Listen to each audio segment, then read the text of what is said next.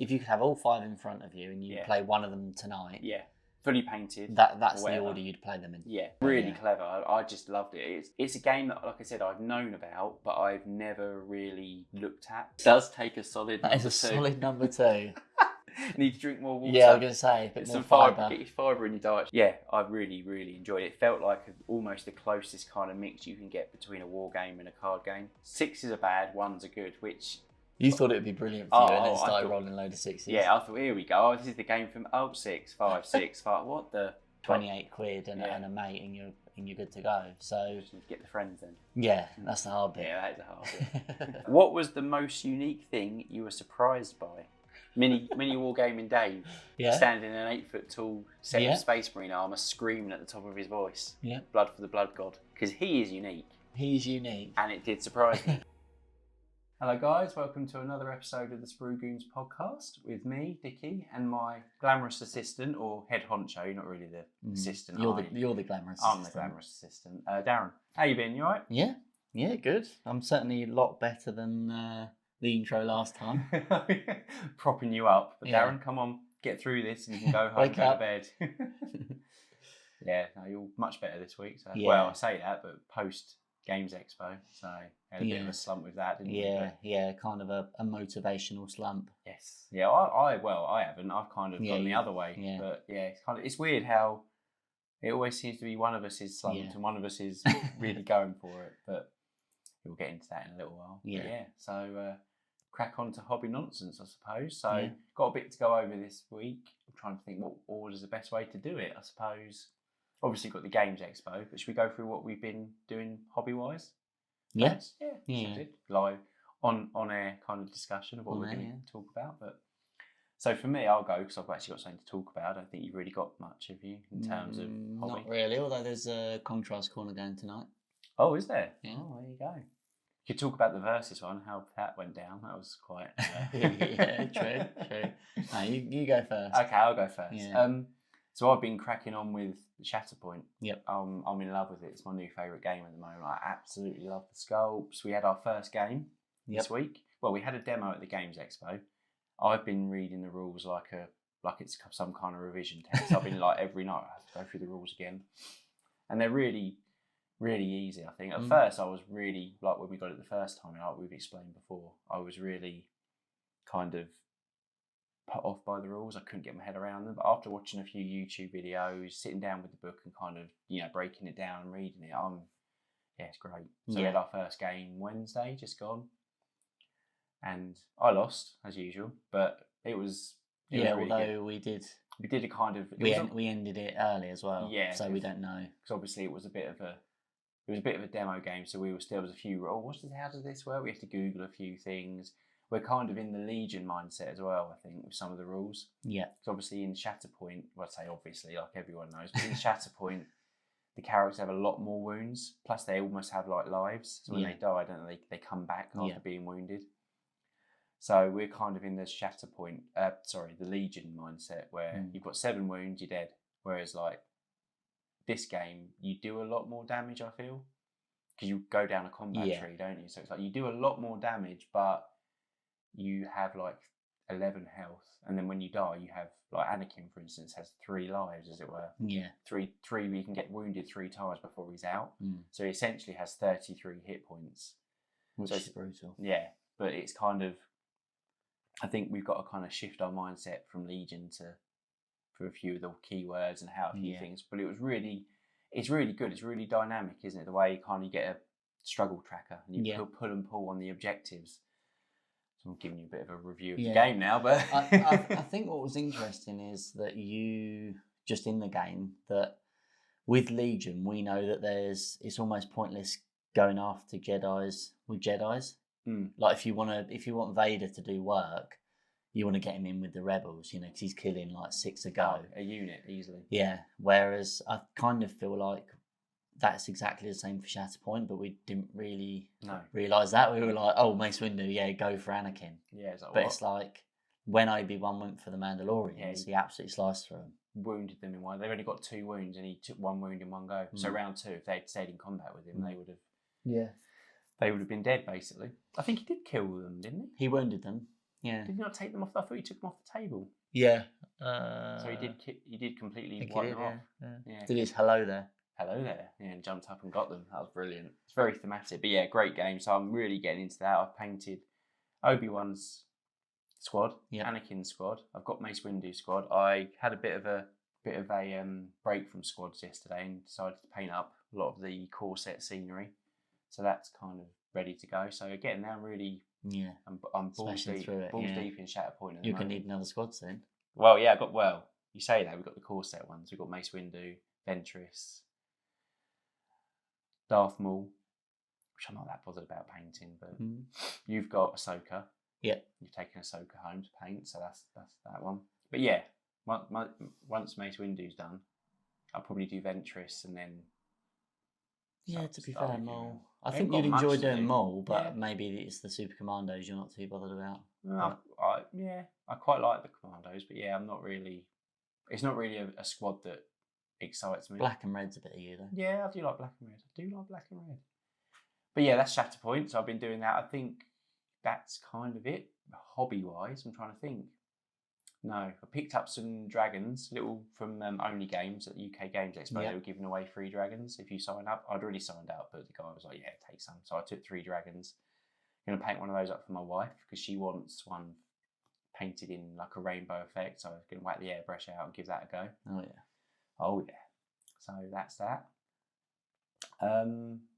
Yeah, I think hobby-wise, that's all I've done. What have you been up to? You haven't been up to much. So yeah, I had a bit of kind of like a post UK Games Expo slump, mainly because the build up to UK Games Expo was a bit crazy for me.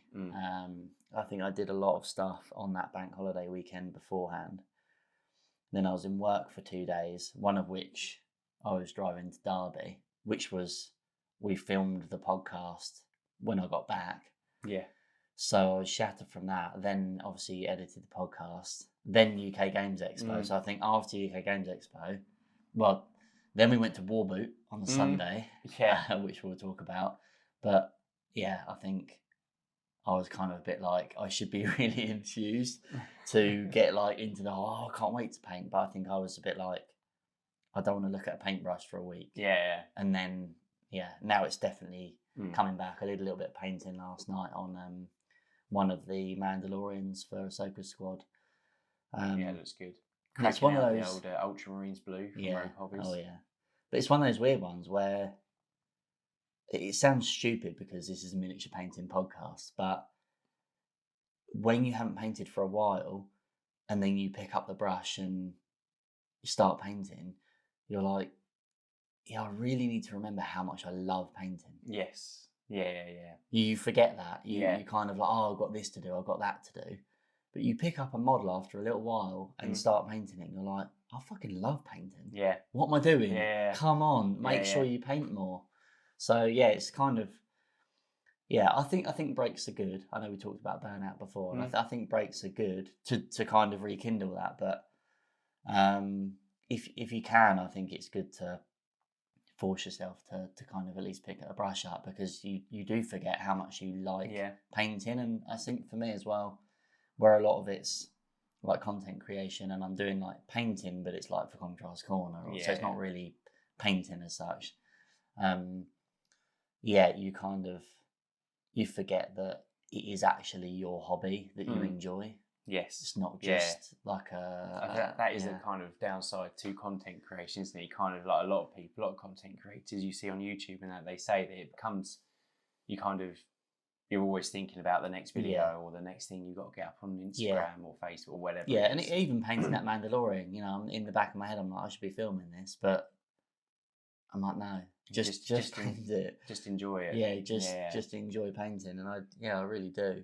I do think as well the UK Games Expo being like, we went for 2 days, but it's like the whole plus Warboot on the Sunday. Like we had a whole 3 days of hobby related kind of activities that I think I wouldn't say it's normal, but I wouldn't say it's out of the ordinary to come back and have a bit of a slump, because you're like, you've almost overfilled that hobby cup, as it were. You're like, I've been surrounded by, models and painting and hobby and sweaty nerds all weekend. I need a bit of a break. You know, I'm quite happy to step back for a few days, recharge. And like you said, now you're like, right now I'm kind of ready to jump back on. Oh yeah, definitely, 100%. Yeah, I think I was burnt out. Not just hobby burnt out. I think I was burnt out. Yeah. It was a really busy week. Not hobby related, but another good bit of news though. On the flip side is you've got a move-in date. You've got to hand the keys over on the 24th, isn't it, of June? The Sprue is coming. The Sprue is coming. You know, all these rubbish sets we have now, we'll have a proper studio. Oh, it'll look like we know what we're doing. Well, Well, it looked like it. Yeah, it looked like it, yeah. That's about as far as it goes. What else have we done? Hobby? Oh, we again, we'll talk about it a bit more in a little while, but we picked up Moonstone. Yes. At the Games Expo. Yeah. That was down to you and my brother. My brother, it was me, Darren, and my brother John that came. So we all went up, together as a threesome to the expo. And Darren and John had a demo of Moonstone. We played it at Broadside the year before. Yeah. And enjoyed it. But I could see that Darren and John were talking to, I can't remember his name, the guy that created the game, chatting away about the game, and they were looking at the models and they were looking over at me, and then I thought, oh no, I know where this is going. Because I was just looking at the models. You've been on the other end of it. Yeah, I've been on I know that look. So then you kind of walk around the table like, Dickie, yeah, we think we're going to start Moonstone. So basically the guy was saying, all we need to buy, okay. But the thing is, I didn't really like the starter set crews. After seeing them in the flesh out of the box, they are great. But at the time, I was a bit like, I'm not that keen on any of them. But then I think it was you that were like, well, that's fine because one of us needs to buy another crew anyway. Yeah. So basically you can get what you want, basically. Yeah. So I was like, okay, I'll start if I can get what I want. So I picked up Leshvolt, the foresty kind of people. Picked up Drainer with the two. It's about Ents basically. I've gone for Ents, and then Gump, the big like tall guy. So that's really, really cool models. I put all those together for us so we could have a game. I found them an absolute nightmare to build because they're very small, very detailed, resin. I found them, quite. I wouldn't say a chore, but after building Shatterpoint, which is hard plastic, a slightly larger scale, I would say GW level kind of quality, like building, components. So to go from, not that there's anything wrong with the Moonstone resin, it's absolutely some of the best resin I've ever seen. Up there with, I think Artworld is really good. Theirs is really good. But it was just very fiddly compared to Shatterpoint. So it took me a bit of swearing and a bit of, got that all put together though. We had a game the week before last, didn't we? Yeah. The week before last? The week before? Yeah. I think so. Yeah, that sounds right. Last week? Yeah, last week. Shut up. We played that. That's 3-player, so we didn't kind of, we all played Moonstone. That was really good. Yeah. Again, a few different, we don't use dice, which is always weird to me, which is probably a good thing though, in my life. But I really like the bluffing mechanic of the spells and that, where you kind of say you don't, basically you put down the spell you need face down. Yeah. And that was really good. So I can't remember who won that. I think we stopped early again because we're playing these demo games, they take a bit longer. Yeah. So that was really good. Played that. And have you got your crew? Have I got it? Yeah, I've got mine. I've primed mine. So mine are ready to go. Yeah, I haven't touched mine yet. They're in the cabinet, but again, all I can see is Shatterpoint. I'm a bit tunnel vision. I think because we had a game of Shatterpoint on Wednesday, I had my Shatterpoint squad Zenithald and the Moonstone Zenithald, and I had some time to paint last night, and I went for a Mandalorian. Yeah. So, but my plan was to start the Moonstone crew, but I don't know. They're quite small model. Yes, they're not. It's not. It's not heroic scale. They're like 28 mil. Yeah. Like Lord of the Rings kind of scale. Proper 28 mil. I don't think it's a big project to get a crew done. To be fair, both games it's not really a big project. True. Shatterpoint is 4 models per squad. Yeah. So I always break it down. So an army is 8 models. Some have 5 in the squad, but most are 8 models. So you could do 4 and 4. That's what I've been doing. So I've done Obi-Wan and his clones. that's one like part of my army, and then I will do Anakin and his clones, and that's the army done. Yeah. And then you can interchange. So same with Moonstone, it's 4 models, isn't it, max? So yeah, well, if you're playing 2-player, they normally say 6, but because we're doing 3-player, you got 4, so it's like 12 models on the table, but divided by But you can have a game with just 4 models. But yeah, so I think that's pretty much it really. With in terms of painting, hobbying. That's painting, yeah. Yeah, but we also went after the expo. We went up to Warboot on the Sunday, didn't we? That was good. It was a lot busier than I thought. Apparently, listening to James and Co on the painting perspective. Yeah, tripped over my tongue. Their paint perspective. They were saying it's the biggest Warboot they've ever had. And Joe was saying it's like outgrown the room. Yeah. Which it definitely has. Yeah, it was sweaty in there. It was hot. It was like, I need to get out of here. You got some good buys, though, didn't you? You got a couple of good buys. I got an Imperial, well, not Imperial Guard, Astra Militarum. Imperial Guard. Imperial Guard, like general commemorative series one. Yeah, you like collecting them. You've got like 4 or 5 of them now, haven't you? Yeah. Yeah. One day. I might have to get Suze to paint them. One day they'll be on eBay. Yeah. And I got the Chalnath Kill Team box set. We were after that for a long time. Yeah, because John would do Tau, your brother, and I like and you like Sisters. Yeah, I like Sisters. So it's a good set. So I'm toying with the idea of either holding on to it or selling it, but don't know yet. Okay, that's cool. And yeah, John picked up Morgog's Crushers for Underworlds. Yes. Which is a warband he's wanted for years. But they've obviously gone out of print. They go for silly money on eBay. So they're sitting in my cabinet right now. He bought them painted and they were quite a good painted price. All right, yeah. £20, painted quite well. So I saw them. I was like, how much are the Morgog's Crushers, knowing how rare they are? Oh, £20. And I kind of looked over at John like, just nodding like, yes. So I just bought them. Yeah, John, you owe me 20 quid. I just bought these for you. He was like, yep, that's fine, thank you. So some really good bargains. I'd like to go again. It's in September, the next one.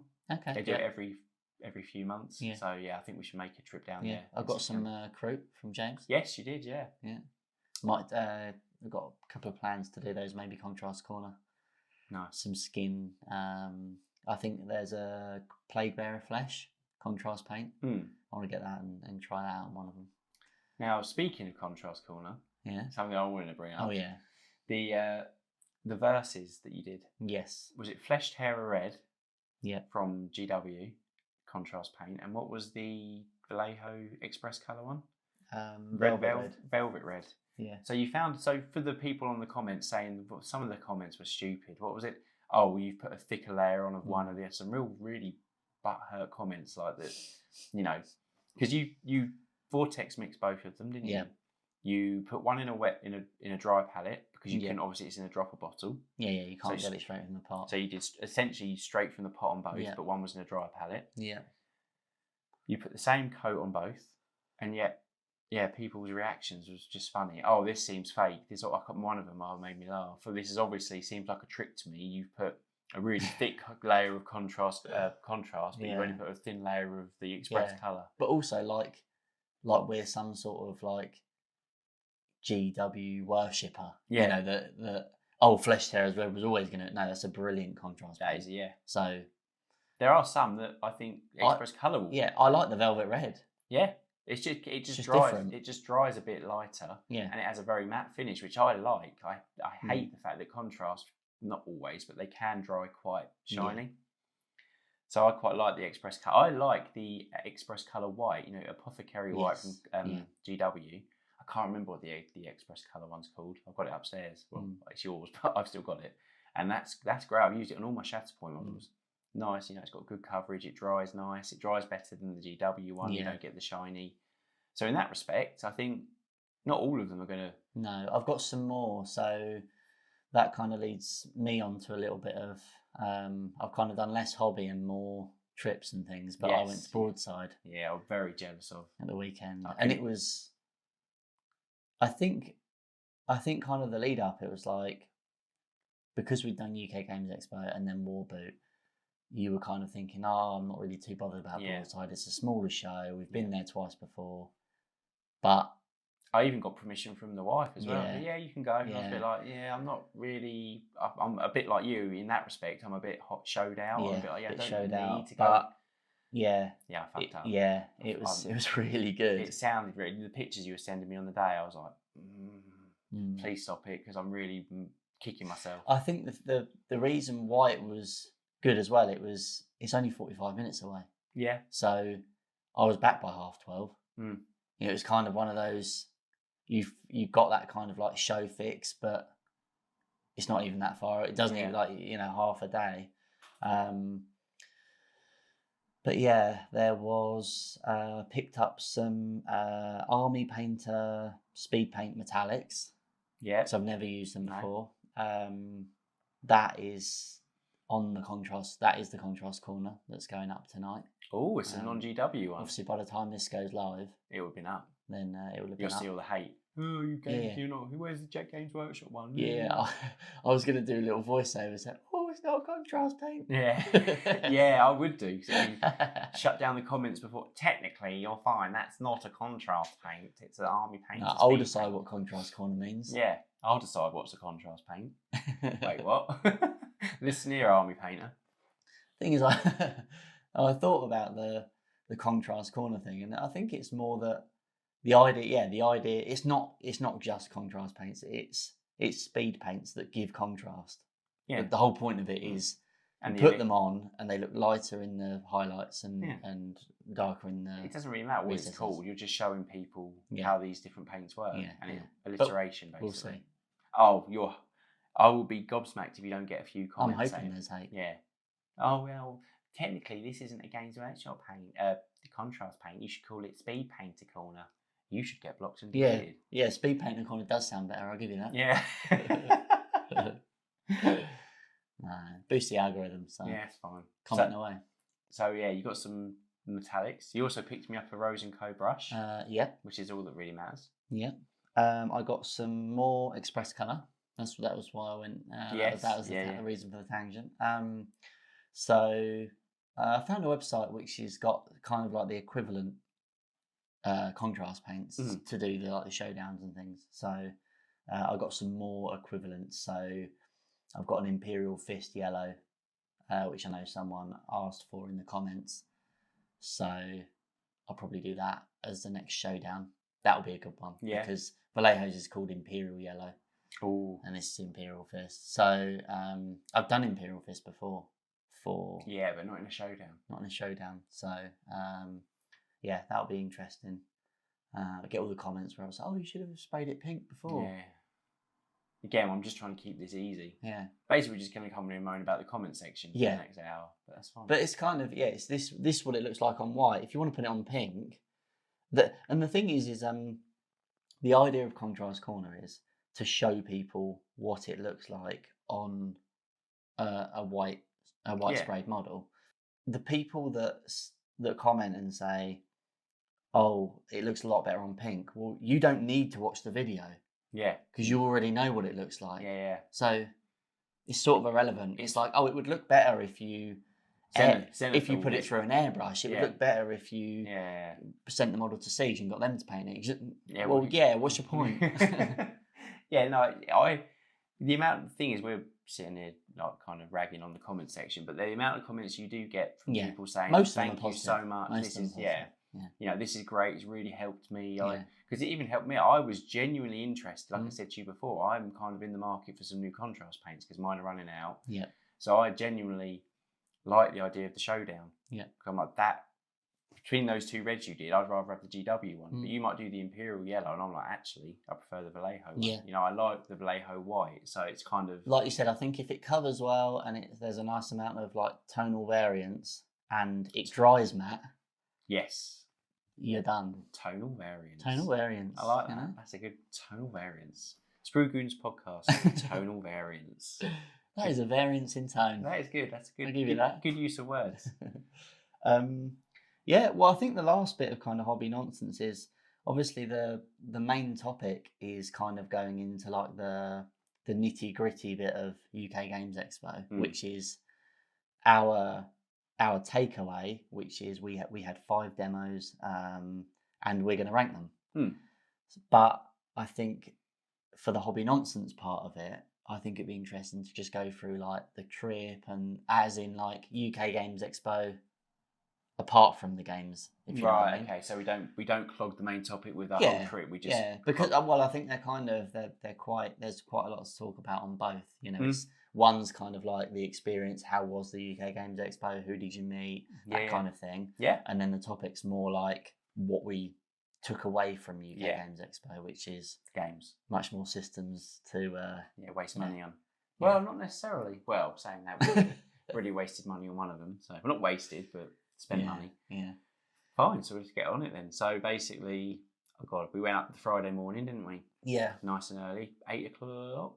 8 o'clock. Yeah, pretty early. Got McDonald's breakfast as per usual. As per tradition. Tradition, exactly. Yeah. Tried a milkshake, a sneak milkshake that. Oh yeah. Yeah, it was that. You got in the car. Yeah. So, I drove, and so Dickie's brother got this like sneak milkshake. Like an energy drink milkshake. Yeah, like an energy drink, but you do it with milk, or you're meant to do it with milk, so it was vanilla. Dickie's sitting in the front seat with this sort of, this like shaker full of milk. We get about to the end of the road and he's like, I fucking hate milk. I do. What? We haven't even started driving yet. You're like, I fucking hate milk. I just don't like milk. It's gross. But then it was that milkshake though was lovely. Yeah. It just tasted like, but it was sweet. Yeah, it was heavy. It's like I couldn't drink one of those. This is basically an energy drink review now. Energy drink and milk don't sound like they should go together. That coupled with like monsters I drank through in the day, I'm sure my stomach was like, no, what are you doing? Come on, you trying to kill me? Yeah. Yeah, I am actually. So we drove up. Can't remember what time we got there. It was all a bit of a blur. Yeah, about 1, I think, by the time we'd kind of parked up. And the car parks were huge. Yeah. I had a bit of a meltdown in that we prepaid for parking, but it was like certain car parks, because obviously we paid for the cheaper car parks. We were like, we're happy to walk 10 minutes or whatever it's going to take us to get to the expo. So we paid for the cheaper parking, which was like dirty cheap. It was really cheap. We were like, I feel like might have gone wrong here somewhere. It was like $18.95 a day, but I think we paid like it was like 15 quid for both days. Yeah, it was something stupid. It was like, what's going on? But obviously that's the thing of pre-booking. Yeah. So obviously I'm panicking a bit. I got the printouts of the parking. Like, well, are we in the right car park? I don't want them trying to charge us $18.95 on top of what we paid. Yeah.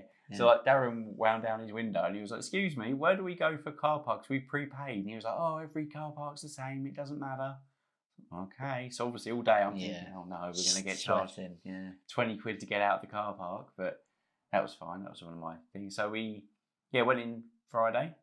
It was, I can't remember what we even did. I can't remember the routine. What we think we just got a bit. I think at first we were a bit overwhelmed. Do a dry run. I think we kind of said that if we go next year, we should probably go. Then you almost kind of want to do it like regimented. You know, you want to kind of be like, right, here's the map.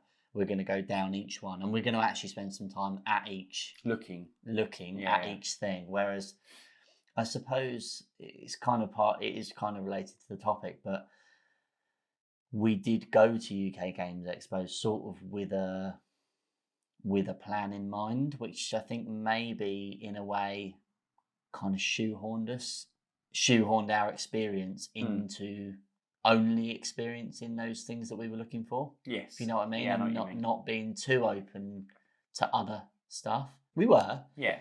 But I think we were like, as long as we get a demo of this, and this, we'll be happy. Whereas I think next year it will be a case of let's talk to more people. Yeah. Let's kind of maybe demo a few of the smaller games, that kind of thing. So but I haven't been to the Games Expo for a good few years now because of real life things getting in the way. And I think I kind of underestimated how big it was. Yeah. Kind of walked in and was like, wow, I forgot how big this show is. Kind of like the amount of people, the amount of traders, the amount of demos. It kind of, that sounded a bit pathetic. It kind of threw me off a bit. I was a bit like, oh my God, I forgot how big this was. Kind of. That's what she said. And the show. So, Yeah, so I can't remember, we did the first day. I think, did we demo anything the first day? Yes, we did. Yeah. We demoed Star Wars Unlimited, Mm-hmm. and we demoed something else. That was it, I think, for the first day. No, Shatterpoint. Yeah, Shatterpoint. Yeah. So we did all the Star Wars stuff on the first day. Because it was quiet, we kind of got there. So the show closes at 6, but we got there at kind of like 4:30, 5ish. And it was just a little bit quieter. We met the guy who designed, I think, some of the artwork or the game for one of the designers. Basically. One of the designers at Star Wars Unlimited, and he signed our Grogu cards. Grogu card, our special show exclusive. Check out eBay for that card. No, it's not on eBay. We keep it. That was really good. Again, we'll go into some more of the details of the games later. Yes. But then, so obviously, left the show the first day. Don't want to talk about it. Don't want to talk about the next part. So the Saturday we woke up. So I'll talk about the next part. Yeah, I thought you might. So we leave car park. So we booked an Airbnb, which wasn't far away. And then so Dick is like, it's so and so Coles Hill Road or whatever it was. I was like, is there no postcode? No, it's just this number, this road. On the email, there was no postcode. So I started driving to this Coles Hill Road. Get kind of down the road, and I'm like, no, this doesn't seem right. So I pull over. Are you sure there's no postcode? So Dickie then checks. I think it was what I went onto the Airbnb app rather than the email, and it was like, it turns out there is a postcode. There is a postcode, and we've gone the wrong way. We're nowhere near it. So you pulled out and nearly had an accident. And they shouted at the guy. For driving on the road, even though you pulled out in front of him, but it was his fault. Yeah. So it's going well. We got there eventually. It was a nice little house, but it was quite. Oh yeah. It was a bit. What's the word? I don't know how to word it. It was fine. It was functional. It was somewhere to sleep. But John's pull-out bed was a. I wish I could put the photos up. Him laying on the bed, but it was like a child's bed. Left a bit of sort of There was a pair of slippers in the kitchen cupboard. That kind of tells you what you're eating. Sums the place up, really. Yeah. And there was no shower gel or anything to wash with, so that annoyed me. So I was like, we'll use soap. The soap was empty, so I was like, right, we've got to go out and find. Although going out is sort of meant to be. We went out for shower gel and ended up getting loads of pizza. Yeah, loads of pizza, big takeaway. That was lovely. Some snacks that I don't know why we bought because they never got eaten. I think they were still in your car the day we got back. So, we went out, got a load of pizza, came back, ate way too much food. Played a game. Played a game of Everdell, which was a complete stupid idea. We were wipe out. We do this every year, and we kind of said next year we vow. Because when we go away for a weekend to a show, we always take games with us. In the evening, what we'll do is we'll set up and we'll play board games, or we'll play a war game, or we'll. And every time we get there, we're absolutely shattered. We all lay on the sofa, and they're like, like John's not nearly nodding off. Then you're nearly nodding off. You drink a bottle of water, and it kind of like a health potion reinvigorates you, and you're like, yeah, right, let's play Everdell. Come on. But I got in the bed that night about 11:30, and I don't remember my head touching the pillow. I think I was asleep before my head hit the pillow. Yeah, I think next time it's a case of the thing you're doing for the day is the show. Yeah. You'll go in, you have a whole day at the show, and then get a big, go to the hotel or Airbnb or whatever it is, get a big takeaway, stick a film on, and just chill out. Mainly because you're at the next day. You're at the show the next day as well. So you don't. Yeah, it's too much, I think, and we always overdo it on that. Though, yeah, I was kind of completely dead, and then came back to life, and then when I came back to life, John was dead. Yeah, so, I was fine. I was alright the whole time. The oldest one there, still going strong. But yeah, Everdell. It was a really good game because you bought the expansion. Oh yes, yeah. Me and John bought an expansion for Everdell because he loves Everdell, which is weird because it's not a game I thought he'd love, but he absolutely loves it. And we picked up Belfair, one of the expansions. It doesn't add much to it, but it gives you a few more objectives you can do and a few more characters. So that was good. We played that, and then got up the following morning, ate cold pizza for breakfast, which was probably not the best choice. But then went to the show. It was heaving. It was absolutely Saturday. heaving. So we sort of we kind of did plan to sort of run to the games that we wanted a demo of, and we did pretty well, I think. We'll obviously go more into that in the main topic, but yeah, we bumped into Lady Kane, bumped into Chloe. Yes, we did. Yeah, on the Friday. And then we bumped into Siege. Oh, that was funny because we knew that Siege Studio, so James, Joe, and George were going to be there. They said it on their podcast. If you're there, come and see us. Tackle George to the ground. So we were like, well, if we see him, it'd be great if we can see them. And we were literally walking past Only Game stand, wasn't we? The 3D printed and stand. we were kind of wrapping up. Yeah, we were like, we'll head out now. We were going to go. I think we were going to go to one more thing. I can't remember what it was. We were going to go and pick up one more thing, then we were going to leave. And I literally turned to Darren and went, oh, you know what, Darren? We haven't seen Siege all weekend. I hadn't even finished the sentence. And it was like, there they are. Literally pointing at George, like, what? Yeah, it was in front of us. Really weird. So obviously, I think it was really weird, right? So I've seen Darren talk to Louise, talk to Peachy, doesn't bat an eyelid, talks to all these big people, doesn't seem phased. But you kind of become a bit of a quivering wreck when you saw like James, Joe, and George. You were like, oh, and you like kind of I've never seen you get starstruck. So you kind of we walked off, didn't we? We were like, no, there they are, and you were a bit like, no, we'll leave them. You know, I don't know. You got a bit nervous. And you were walking with John. John said he turned to talk to you, and you were like, nope. And you just turned around and walked back. Yeah. You obviously just thought, no, I'm going to do it. Yeah. I think it was a weird one because I'd had that trip to Derby. Yes. A couple of days before, and I listened to Paint Perspective probably for 7-8 hours. And I was catching up. So it was bizarre. I think that was why. I think I was kind of like, I've listened to these guys for like 8 hours. I don't know. It was weird. They were kind of with you on the journey to Derby. Yeah, it kind of seemed weird meeting them in person, and I don't I don't really know why, but yeah, it was really good meeting them. They were funny. So yeah, I went up to George and said, I've been told to tackle you to the ground.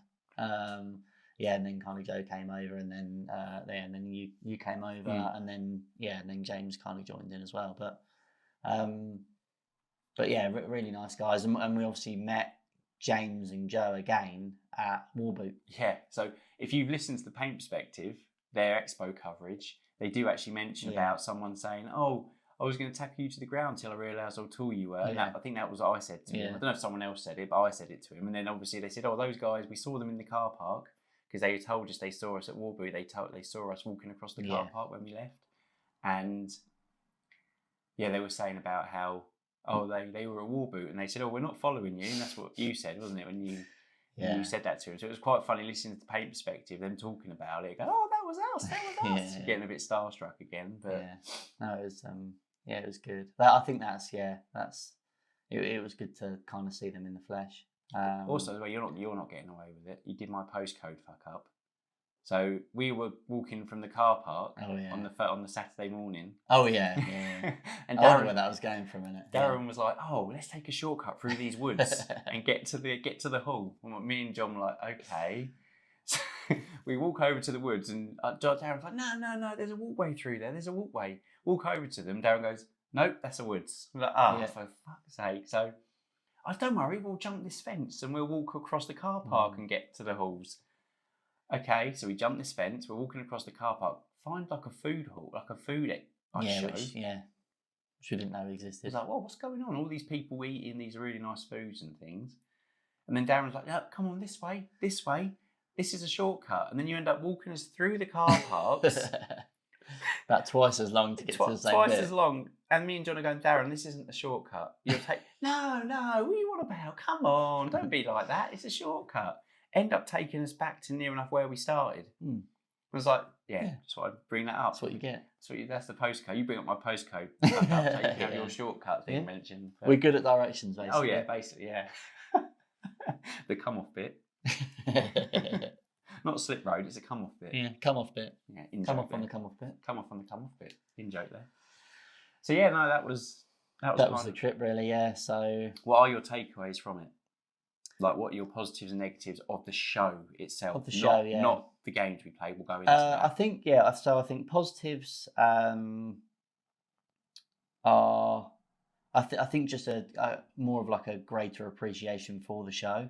So like I went last year, but I went with my dad, and even more so than this year, I had like a very specific reason for going there. You were sick last year as well. Yeah, and I wasn't very well, so yeah, it was almost no comparison. But yeah, I think next year, yeah, I would go with a much greater appreciation for you. This is a big show. You need at least 2 days there, I'd say, to really fully appreciate it. Yeah, and I think I'm happy that we got a lot of demos, because I don't think we necessarily get. I don't know. I don't think we necessarily do demos enough when we go to shows. Well, when we went to Salute, I obviously had my boy with me, so obviously I'm like trying to look after him, keep an eye on him. You know, I can't sit and play a game while. So yeah, that was my excuse for Salute. But you're right. We always end up walking around going, "Oh, that looks cool." Anyway, let's go. You know, what are you doing? If it looks cool, have a game. Yeah. Which is what we did. You know, obviously we'll get into it later. But... Yeah, it's one of those things where it's the one opportunity you get to play a game without investing in it. Yeah. So what are you doing? Yeah. You know, it's kind of this, I've seen this game online, but you know, it's 50 quid each and I'm not really sure, and I know we've got loads of systems. Well, you're at UK Games Expo, play it. You know, it's kind of that thing of, I think you're kind of like, oh yeah, no, you know, let's just have a look round, and then it's only when you get back you're like, yeah, I should have played that, because I'm not going to get an opportunity to play that until next year. So even, I know it was maybe not the case with this one, but it was because it was really busy. But something like Lorcana, I would have liked to have played that. Yeah, because I just want to have played it. Yeah, but the queue for that was crazy. Yeah, Ravensburger's whole stand had like a queuing system to get a ticket, to get a time to come back. I think. Although that's better, I think, because you get a time rather than just standing there waiting. Yeah, it's not like, you know, theme park where you're kind of literally waiting there for like 2 hours. True. We did queue, for Star Wars Unlimited, but we weren't waiting that long. No, 10 minutes. 10 minutes. Yeah, the queue was moving. But yeah, that's kind of so like greater appreciation. Kind of next year, talk to more people. Probably demo more games. But yeah, the kind of second point. Yeah, I'm glad that we demoed as much as we did. Yeah, maybe kind of try and meet a few more people next year. Thing is, it's so busy, and everyone is so busy that I think meeting people is quite hard. Yeah, if you know what I mean. I think it's just chance encounters, isn't it? Seeing people. What like seeing just a perfect example. Oh, there they are. Yeah. You know. Yeah, we saw Warmag, Julian from Warmag, obviously been on the podcast. Saw him. Johnny from Iron Wolf Miniatures. Yep. Was helping him out. But so many people went, and I did like Peach went. Yes. Didn't see him. Did he go? I think he did go on the Sunday. Yeah. So we wouldn't have seen him because we were at Warboot. But yeah, and like Pete the Wargamer. He went on Friday. Didn't see him. Guy Midwinter Minis. Most of the people that have got a signature colourforge spray went. Yeah, because their Kickstarter coming out. But yeah, I think that's kind of main takeaways. Regardless, like, not including the games that we're gonna. Any negatives? Anything you didn't enjoy or think? Negatives, I don't know. You know, it's hard because it's kind of easy to say, "Oh, negatives. Oh, it was really busy." But it's an exhibition, so it's kind of the biggest one in the UK. So it's almost like that comes with it. Yeah, like Salute felt busy for me this year, but that annoyed me more than it did. Yeah, Expo, it's busy, but I kind of expect it to be busy. It's my own fault. Salute's busy, but it's kind of like, well, it's getting more popular. It's going to get busier, but but yeah, negatives only that kind of like flip side to the takeaways, to kind of talk to more people. You know, we didn't talk to enough people. We didn't demo enough games, but they're not really negatives. I think it's just things you'd like to do more of next year. Yeah, and I think we had press passes Yes, we did. So I think next year, if we are lucky enough to get press passes, I would go on the Thursday. Yes, the thing is, in our defence, that's something we didn't find, because there was a bit of a mix. I won't go into details, but there was a bit of a mix-up with our press tickets. Yeah. It kind of, no one's fault really. It was just a bit of miscommunication. Yeah. It kind of, we got them quite late, and if we had known earlier that you can basically go up Thursday, you can kind of go around the show while it's closed. You can meet the designers. You can demo loads of games and that kind of thing. And I think pictures for you could have kind of done all that on the Thursday and then almost like enjoyed the show. Yeah. Enjoy the show as a punter. Yeah, if you know what I mean. So we're thinking maybe next week. Oh, it's on next week. Hang on. Next year we could go the Thursday, Friday. Yeah. Maybe come back the Saturday morning, or I don't know. See how far I can push it, basically. Yeah. But yeah, it'll 3 be nights good. away. Fine, yeah. Never come back. What? I moved to Nottingham. It's not even in Nottingham. Yeah, but that's where everything is, isn't it? That's where I'm going. Yeah. Yeah, so I think, definitely. I think next year, if we know that's still a thing, then it'd be great to go the Thursday. Then, like you said, we can walk around all these places, talk to the people, visit the stalls, and Yeah, I think it's nice to kind of show support for those smaller games as well. I think there are a lot there that we, inevitably missed because we were walking around on the Saturday, probably an hour before we went, saying, "Oh, I haven't seen that before. I don't remember seeing that. One-page rules. rules. I've never seen that. I wanted to find one-page rules, and we never found them. We wanted to find some scenery. Yeah, let's not talk about that one. That's your fault. What? That's your fault. You're taking the blame for that. Yeah. So yeah, all in all, it was a really good weekend. I didn't really feel like I had to come down this year though. Normally I'm like, oh, but I was like, no, right, let's get on with it. I think there was like a couple of days, but literally, after that, had that kind of little bit of a come down, and you were like, oh, Lords of the Fallen's on Game Pass, I might, and then you were a bit like, no, right, let's get squad out, and you've absolutely smashed it. Two Shatterpoint squads in 2 weeks. Yeah, just under 2 weeks. And scenery, we're gonna do some more of that today. So that is good going. That's good going, Strike while the iron's hot, because probably next week I'll be like, oh, I'm done. Yeah, massively. Right. Well, I think that's it. So, that's a long old hobby nonsense. The only other thing. I've got one more thing. Go on. So, talking of Siege. Yeah. I have just bought an Onyx lamp. Oh yes, you have. That is hobby. Yeah, that's hobby. I painted nothing, but I've been buying. Yeah. I would say, again, I'm going to kind of stick my neck out, but I had the Green Stuff World, the arc light. Yes.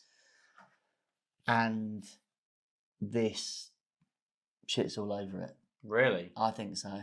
Yeah. This lamp is, I don't know. It's a game changer.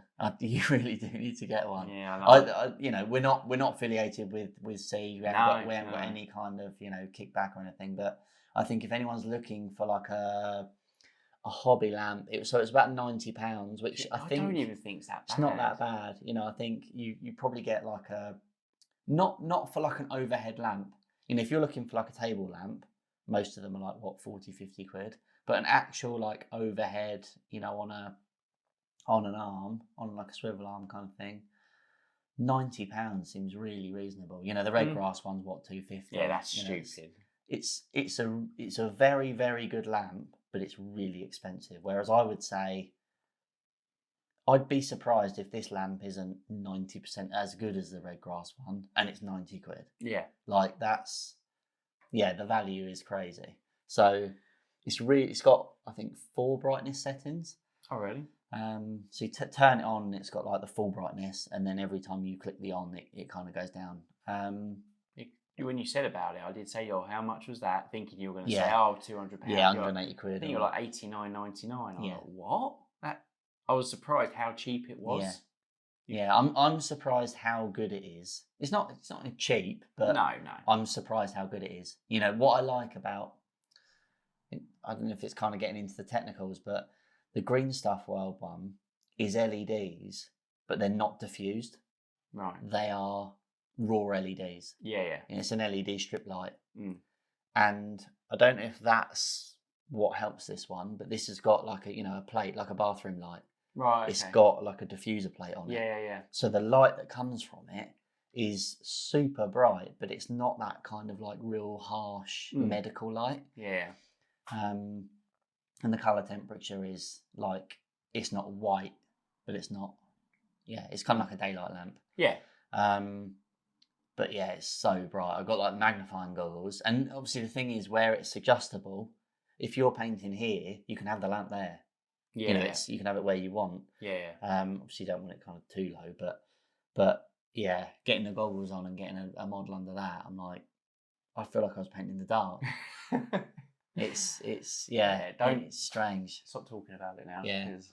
You can come over and have a look. No, I don't want to. Yeah. Don't want to, because if I see it, I know I want it. It's one of those things where I get a lot of hobby equipment, and most of the time it's like, meh. You could do without it. Yeah. You don't need it. Whereas this is, so like, when I went from having like normal, but like art shop brushes, not Kolinsky table, to something like Artist Opus or Rose & Co. Yeah.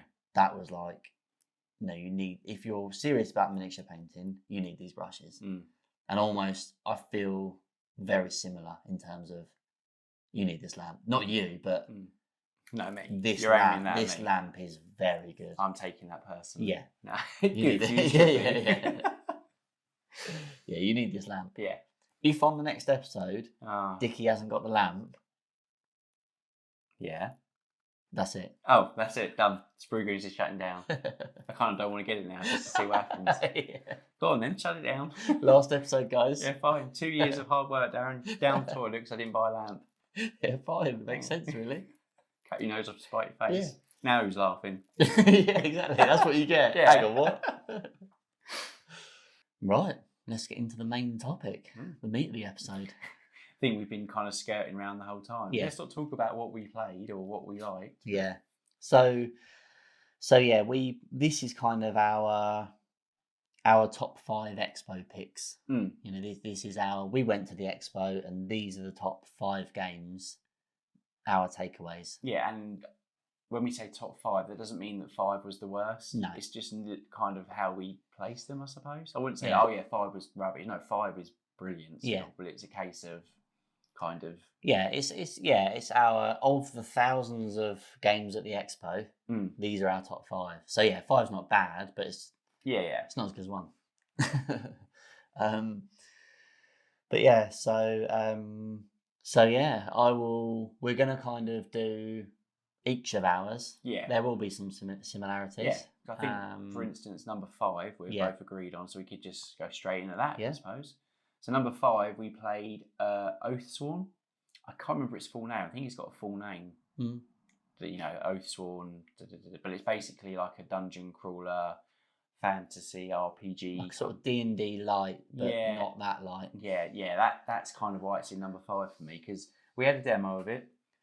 Aesthetically, absolutely gorgeous. The artwork is great. The models are really a big scale, and they're absolutely gorgeous models.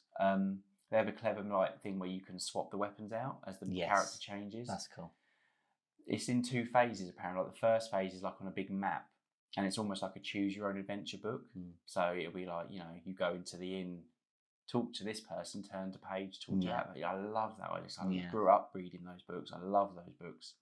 Absolutely love that idea. And then you move from there into a forest, like this forest that's overtaken the world.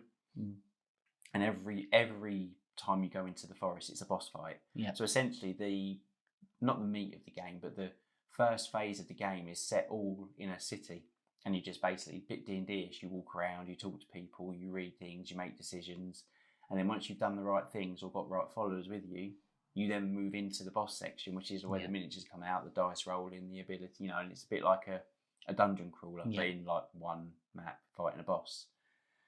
So yeah, I don't know if there's anything you want to add, but aesthetically, it seemed aesthetically it's really nice. I like the concept of it. I like the fact that it's it's a one box game. You know, it's a one and done. It's not like it's not like a war game where you're kind of like, oh, that's the starter set, right? Then you can get this, then you can get that. You know, if you buy the box, you can.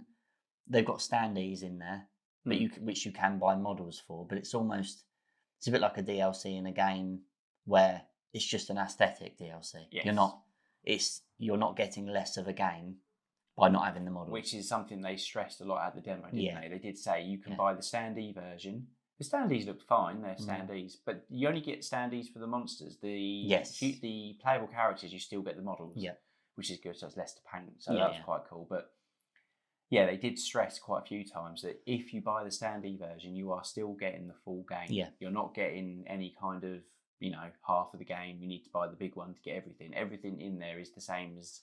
Yeah, it's just kind of how tarty you want to be. Yeah, which so for us... We're very tarty. Well, we did toy with the idea of buying it, and I was like, let's get the standee version. And yeah, your face was like, no. If we're getting it... I don't want to see a standee. I want all the models. So the reason for me it's in number 5... It almost felt like I'm talking myself into getting it, talking about it. But say when you were explaining it, I was thinking, yeah, why didn't we get it? Yeah, but it again, I feel bad saying it. It's not really their fault, but it was almost like the demo. I didn't feel like the demo gave us enough. Yeah, and I understand that it's a massive game that takes hours and hours, so they can't give you a sit down for 4 hours and I'll give you a whole.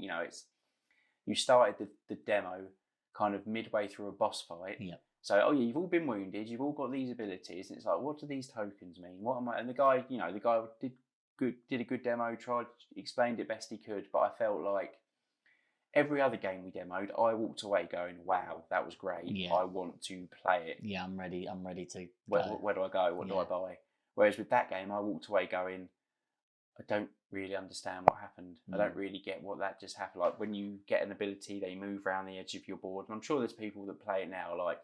Rolling their eyes. It's easy. But I'm sure it is easy. But for a demo, I walked away a bit like I don't really understand the game, and it's like nearly over £200, I think, for the model version. Yeah.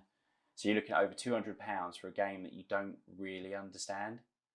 Yeah. Which again, I know you'd understand it. I know, like I said, it's hard for them to demo it fully because it's a massive game. Yeah. So for me, that's why it's in at number 5. I kind of talking about that now. I feel like we should have got it, but there we go. What do you anything you'd add to that? Do you think? No, I think there's a couple of mechanics that I like, which is if you're not a fan of rolling dice, they've got a cool mechanic, which is you can pull cards instead of rolling dice. Yes, that's cool. The interesting thing is with pulling cards is you're pulling from a set deck, so. If, for example, someone pulls a load of blank cards, there's less blanks. So next time you might be like, oh, I was going to roll dice, but I'll pull cards because I know that 3 blanks have already come out of that deck. Whereas obviously with a dice, you've always got the chance to roll a blank. Yeah. Your chance doesn't increase. So, that's quite an interesting concept. You can kind of weigh up your odds. Based on, not like counting cards, but based on what's kind of come before. But I think maybe for us it's our main rationale for not getting it was it's another game to learn. We game pretty much every week, but that is a game night that's contested between Legion, Underworlds, Shatterpoint, Warcry, Moonstone, Arcworld. Oh God! When you say it like that. Yeah. So Magic Commander. There's Everdell. So many different, and it's great having those different games. You don't. That means you won't burn out on any of them. But we kind of felt like Oathsworn, in the same way D&D would be, is you can't. It would sort of be an insult to the game to play it, say on Wednesday, and then not play it for 6 weeks. Yeah, it's almost like I think we said at the time when we walked away from the table, like we both liked the concept, but we didn't really understand what happened. Yeah. But I think me, you, and John all said if we got this game now, it would almost be a case of right, don't buy anything else. Yeah. Don't play any more demos. We're going to have to almost commit to this game for the next year or whatever. You know, every Wednesday, every time we can, we are playing Oathsworn. It's the only game we play. It's the only game we paint. Everything else would have to be put on hold, I think, because it's that kind of level of game that deserves that commitment. Yeah, exactly. Yeah, and you'd get into it like D&D. You get really into it, and it would be great. But it's a case of right now, because we'd already invested in Shatterpoint, which we'll come on to, but we'd already invested in Shatterpoint. We'd already got the core set, which we discussed last time. So, it is a case of, because we're interested in so much of the hobby, and it's not kind of like, oh, I play D&D every week. Oh, hang on, what's this game? Yeah. That would be, oh, that's a kind of natural progression. Not progression, but, natural. It's adjacent. Whereas for us, it's kind of like we almost need to limit the amount of systems we get into. Not that it's necessarily a system, but it takes up hobby time. It takes up playing gaming time. For me, it's more the playing time, because I wouldn't mind playing it unpainted. It's one of those games where it's not really about the models. It's more about the kind of experience, the world, the experience. The so story. For me, it wouldn't be. I would like to paint them because they're great models, but it wouldn't be a case of they have to be painted for me to play this. Yeah. So that was number 5. Also, a bit of a quick side note: no GW presents this year. GW weren't at the expo, so none of these top 5 are GW. No, which is quite nice. Quite refreshing. I think refreshing from a listener's point of view, because if it's like, and number 1 is 40k. Yeah. But anyway, come on. So, do you want to go first, dear, or shall I go first? Dear. Number 4. I'll go first. Okay, so you're number 4. So my number 4. God, this is difficult actually. I kind of had a bit of an order, but the top 4 are tight. They are, they are. They are really tight. My 1 and 2, I still haven't decided even now. We decided before we started recording, and already I'm like, maybe not. Yeah, so I think I'm going to go Conquest. Okay. So Conquest: Last Argument of Kings. That's the one. Yes. So it's a game that we'd This was heard of. Yeah, we knew of it, but it was a bit out of nowhere. Out of nowhere, yeah. We kind of walked past it. I saw orcs riding dinosaurs, and I saw a dead dwarf on the back of a big fire lizard, and I was like, "Hang on, what's this?" Yeah. So we had a game. We had a demo. A guy called Josh. He was absolutely brilliant, and it was like a skirmish level of it. It wasn't the full. I can't remember what it's called, but the full army game. First Blood.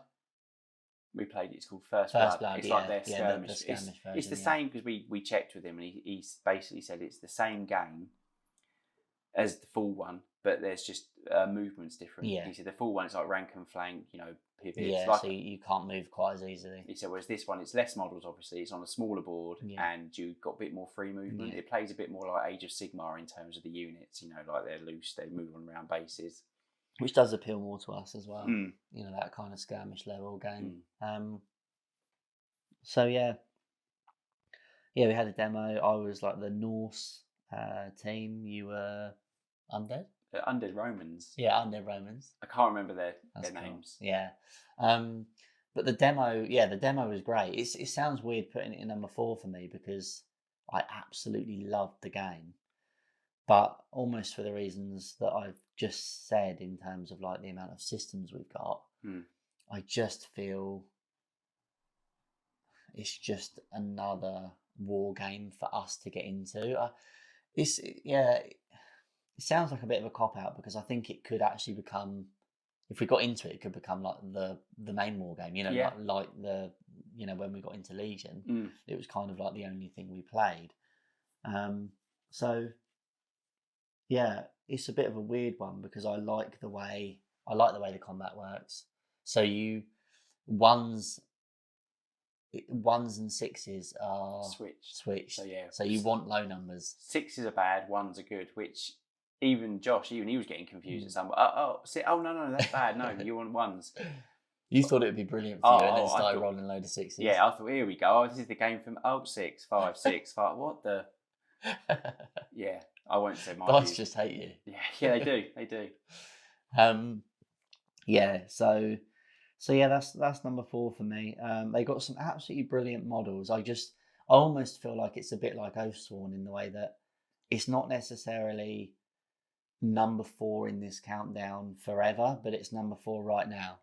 Yeah, that's a good way of putting it. You know, it's I don't want to get into another war game right now, but if I do, it would be that's going to be up there for the one. It's a bit like Oathsworn, going back to Oathsworn, like you said. If tomorrow, or I don't know, in 3 months' time, we've kind of played the arse out of Shatterpoint, we're a bit bored of it.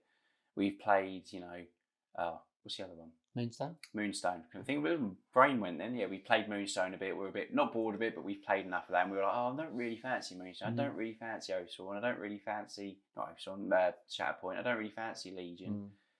Should we go Oathsworn? Then it would be a case of let's get that, because we've not lost interest, but we're not playing the other games. But like you said, at the moment, that's a good way of putting it.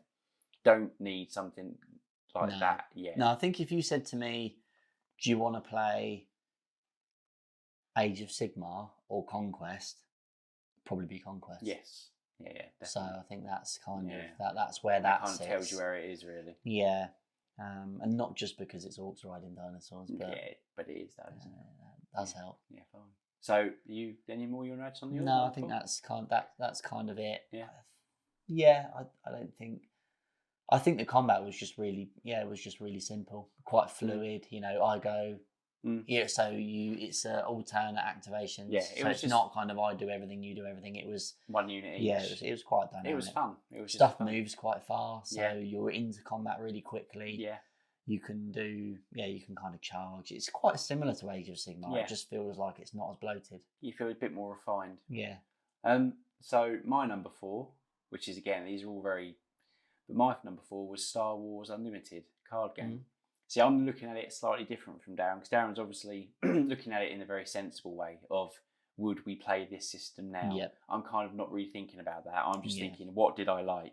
Face value, like if you could have all 5 in front of you and you play one of them tonight. Yeah, fully painted. That's the order you'd play them in. Yeah, and so for me, my number 4 is Star Wars Unlimited. So we queued up for this. To be honest, it was a game I wasn't really expecting much on. Yeah. I think it was more of a game that you and John were kind of interested in demoing. I always was like, I'll demo it. I don't really mind. But I really enjoyed it. It's kind of like Commander. It's very thematic in how it works. Like you have your base, but you have your like leader, which for me was Darth Vader. And then once you get enough power, you can basically bring him onto the table. But you use cards that you don't want to use. So rather than, I can't use this card because it's 7... putting it in Magic terms. It costs 7 land to bring it on. Yeah, you've got to hold it in your hand for like the whole game. You can go, I don't have any use for that now, and you put it in your reserve. You use it as your power, like a land. You use it to power your other cards. And the demo was really good as well. We got a whole demo. Let's play the whole game through. Yeah, we were probably there for 40 minutes. 40 minutes, yeah. We had a whole game, but we were getting it. We got it in the end that we weren't even. He wasn't even helping us the demo guy. I didn't get his name, but he wasn't really helping. He was just kind of like overseeing. We had the odd question here and there, but then he would just go and help someone else. Yeah. So, I really enjoyed it. I thought it was thematic. It was fun. Love the artwork. He's got the Star Wars skin, which I love. It felt like, for me, a slightly, I don't know, it's going to be a bit of a hot take, but I thought it felt like a better version of Commander. Yeah. Didn't feel as slow, didn't feel quite as... No, what I quite like is you can always choose to attack, unless there's a Sentinel, a card with the Sentinel which you have to keyword. attack, You can choose to attack the base. Yes. Or characters. Which is, I think, why our game took longer than it should have. Yeah. Because we were attacking each other, trying to kill each other's units, not realising that we could just go for the base. Because once the base loses its health, which I think is 30... then you lose the game. Yeah. So he could have just kept attacking. Like I had Darth Vader and I managed to pull his lightsaber, equipped his lightsaber to him, and he was doing something stupid like 10 damage. And I decided to attack Luke. What are you doing? Should have just gone for the base. Yeah. That's like nearly, it's a third of it. Three goes. And done. Obviously, you'd stop that. But it would be a massive chunk of your life gone. But I thought it was a really... There's a couple of ways that I think it's better than Commander, in that when you attack a unit, the damage stays on them. Yes. So yes. in Magic, it's kind of like unless you kill it in one go, that's irrelevant. It still does the same thing where you attack each other simultaneously, so you can kill attack each other, but your wounds stay on. Yes. So it's not like you got Vader there with say 8 wounds, and I'm like, oh well, I can't. I got nothing to kill him. No, you don't need to. Yeah, you can just hit a rebel with and you can't attack with everything like you can in Magic, because normally I'd be like, right, okay, I'm going to kill Vader. I'm going to attack with these 4 against Vader. Yeah. It's like, no, you can only attack with 1. Yeah, it's a little bit like a war game in the sense of I have a go, I do one thing, you have a go, you do one thing, I have a go. It's a bit more like, right, Vader's attacking that rebel. Okay, well, that rebel dies, but that rebel has also hit Vader for 2. Okay, well, 2 wounds on Vader, he comes back. Now Luke's going to attack Vader, your turn. Oh, well, Luke has killed Vader, but he's also put 8 wounds on Luke. Yeah. You know, that it's really... Yeah, it's a bit more kind of push-pull, and then you've got obviously the dynamic of, do I go for the people, do I go for the base? Yeah. You know, because you're saying, oh, I shouldn't have gone for the base. Oh, you should have gone for the base. But if you hadn't gone for Luke, he would have gone for your base. Yeah. So it's kind of... And also, one thing we're missing, it's got ground and air units. Yes. So you have air units, TIE fighters, X-Wings, and they can attack the base or other air units. They can attack ground units, can't they? Or was it, no, only air can attack air, only ground can attack ground. But what's quite good is that if you've got no air units in your defence, and I've got air units, you can't stop my attacks because you've got nothing to block you, nothing to hit it back. So I can just keep shooting your base. So yeah, I really, really enjoyed it. I didn't expect to enjoy it either because I wasn't really, not that I wasn't interested, but I'm more hardwired just to enjoy miniature games more. So card games don't normally really do it for me. So the fact that it was like, let's play. I know John loves card games, and he didn't even demo it. He just sat and watched. But I really, really enjoyed it. It felt like almost the closest kind of mix you can get between a war game and a card game. Yeah, it had that kind of. It felt like a war game in the way it works. Yeah, I think on reflection, it is very similar to a war game, isn't it? But yeah, that's my number 4. So, well, I think that's my number 3.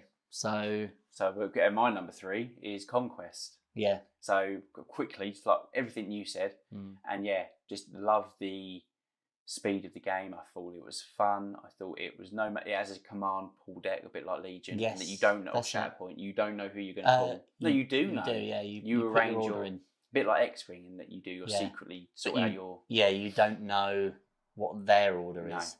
So I had some archers, and you sort of think, oh well, I want to pull those first. Yeah. But then if you lose the initiative, and then what happened is the archers are really good at range. So I was thinking, right, I want to pull those first and shoot.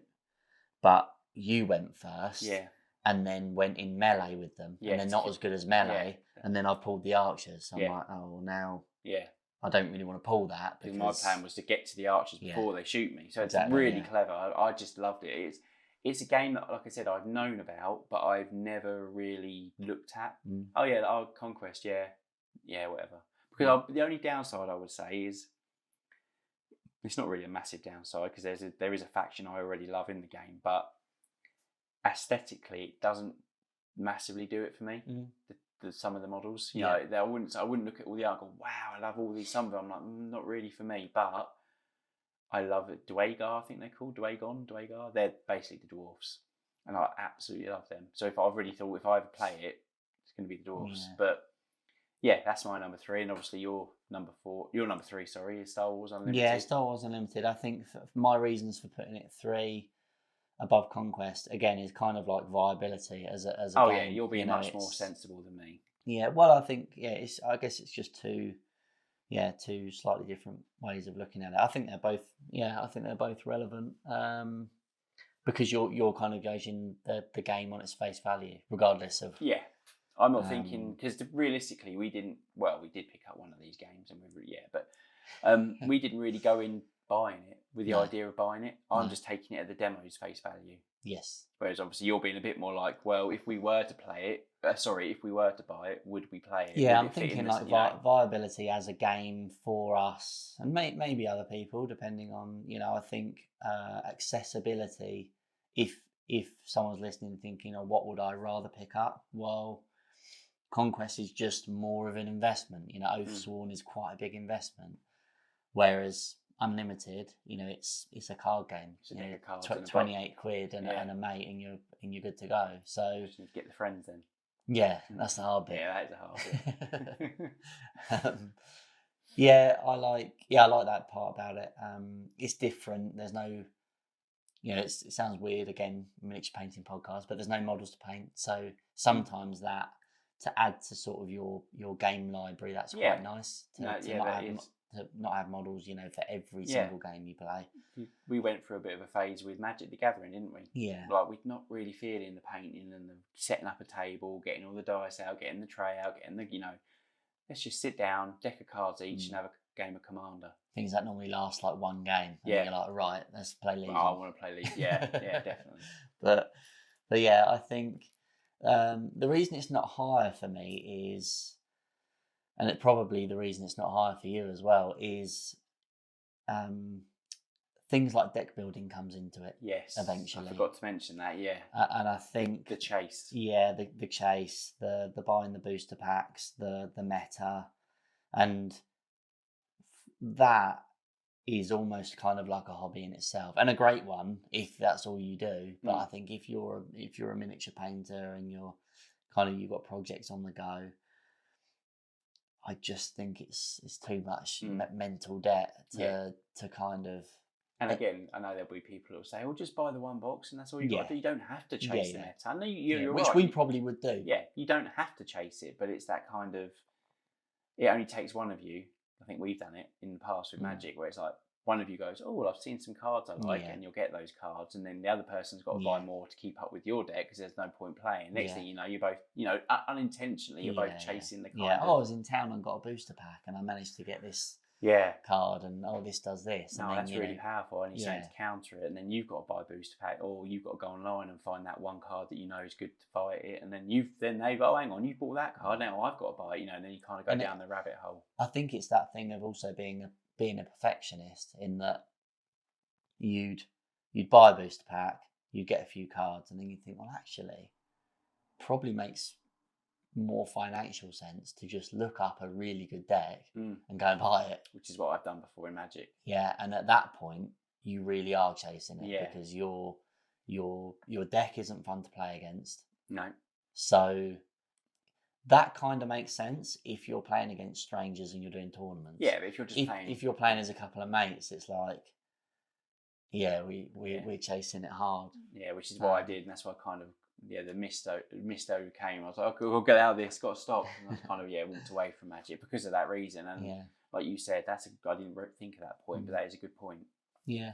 I think that's probably the main reason we didn't pick it up. Yeah, because we were like, the chase. I think John was well up for doing it, but again, it does work in 3-player, doesn't it? But I suppose it depends kind of how balanced it is. Like if you told me like, even like if you built a meta deck, you could still technically win with the base deck against it.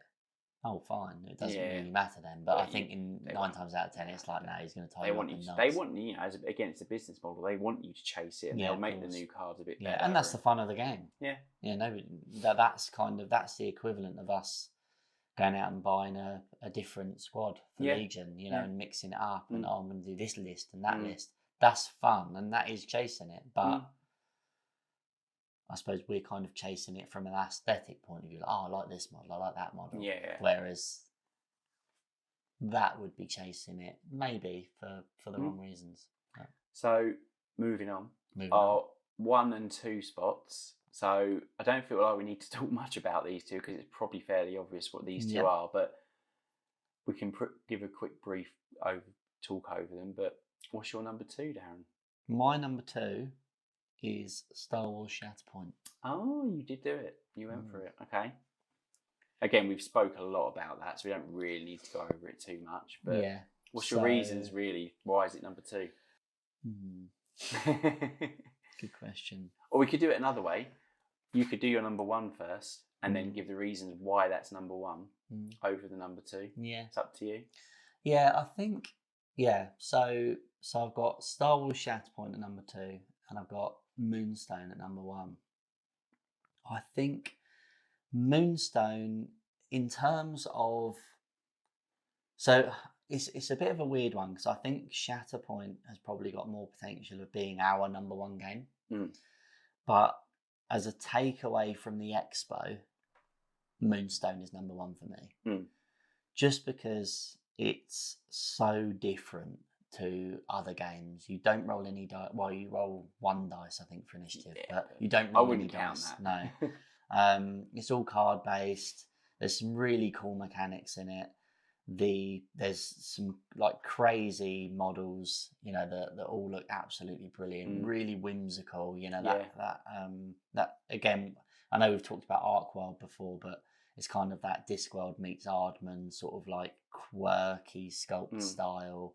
The crew that I've got, one of the models, he's called Doug. He's a pug, and he's got a little goblin in a suit of armor riding him, like with a little jousting stick. It's just really fun and completely like the sort of antithesis of like Age Sigma, something that's kind of always a bit serious. It's it's an army game. This is kind of like, just have a bit of fun, a bit like Arcworld, but it is more in depth than Arcworld.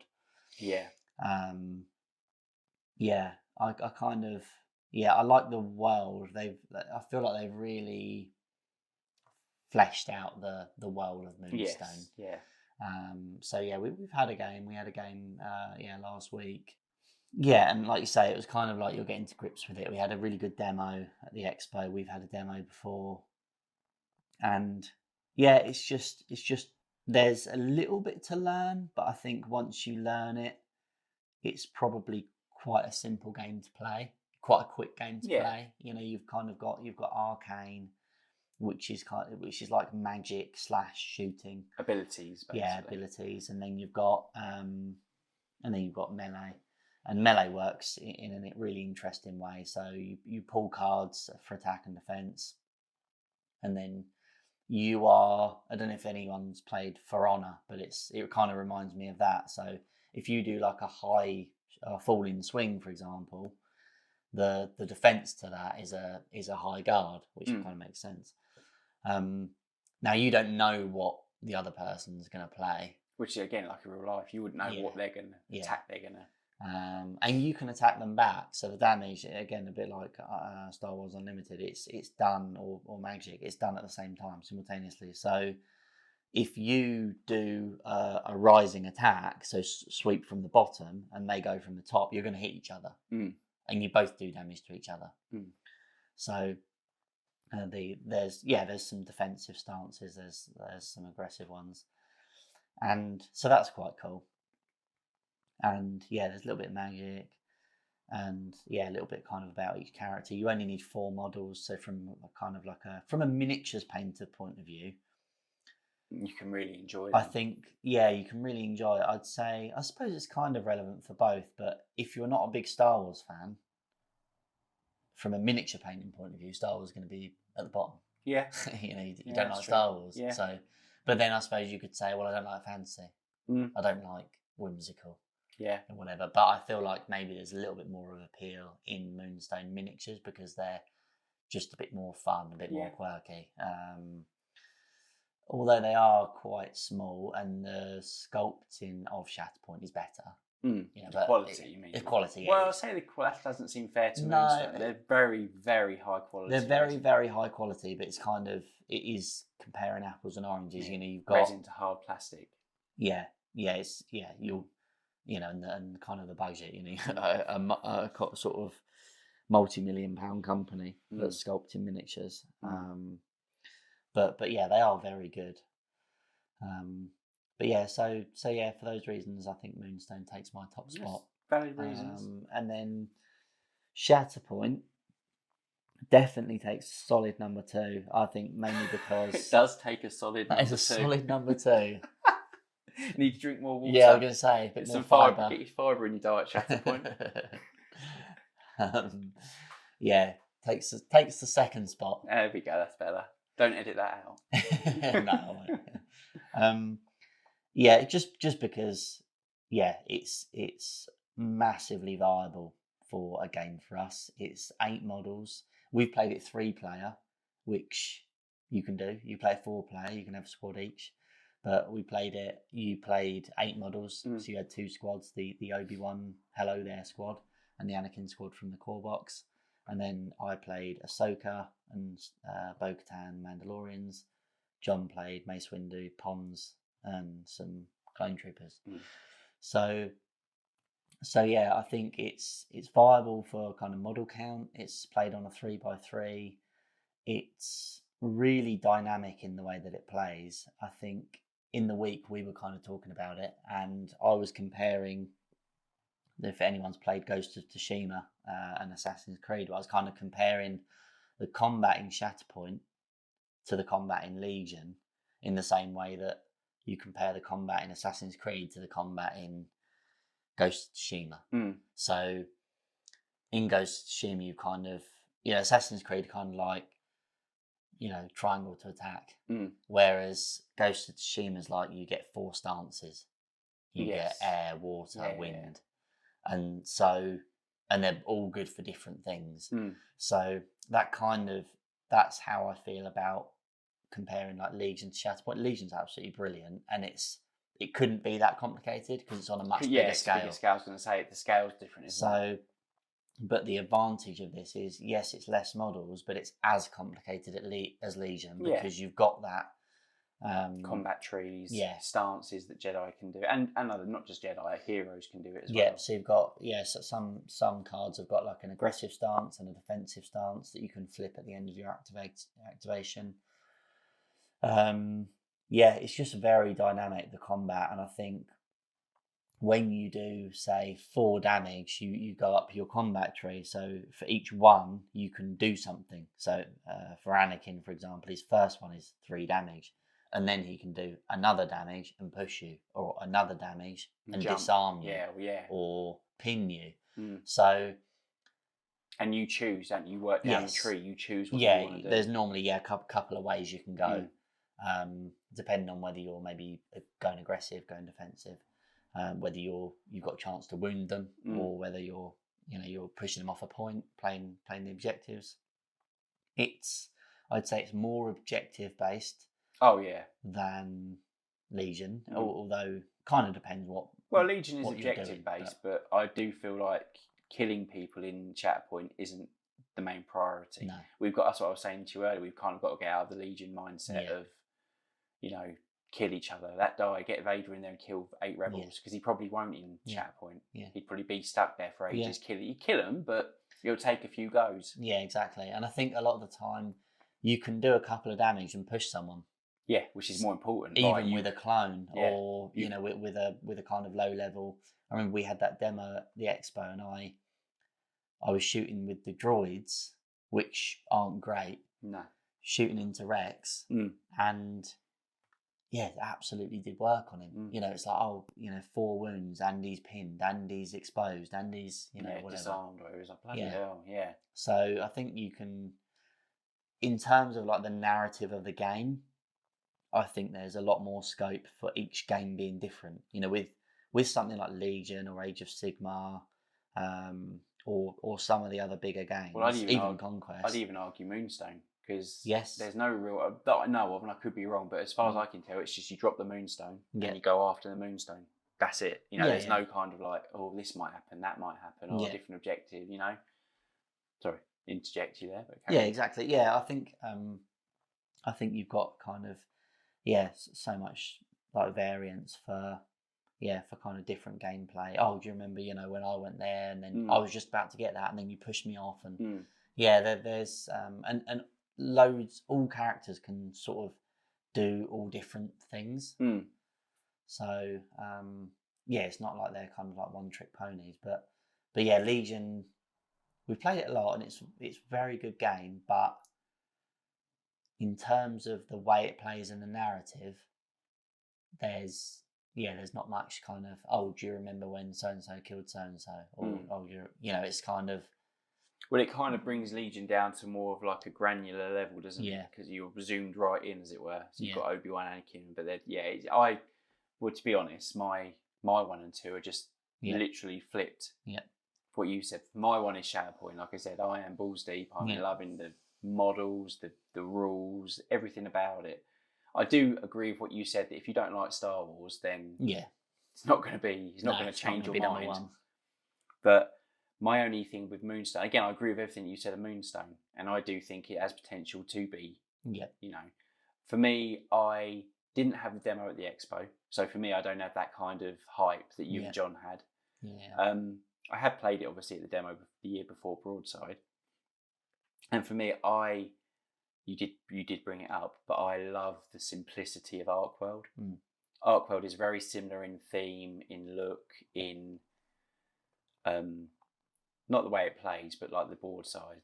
But it's on a slightly bigger scale. You have more models in Arkworld, so you have like 8 or 9 models in Arkworld, maybe 10, depending what you're playing. But I like the simplicity of Arkworld. I like Arkworld has the feat system where you can play like, oh, knock that tree down, fine, roll there. You know, you can make up rules, as you not make them up, but you can.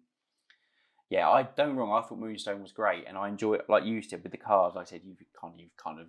I don't need to go over it again because you've explained it all brilliantly. But I loved the mechanics of Moonstone, and definitely see it becoming a hobby staple game. Yeah, it's never going to be kind of like, it's not the sort of game that is your main game.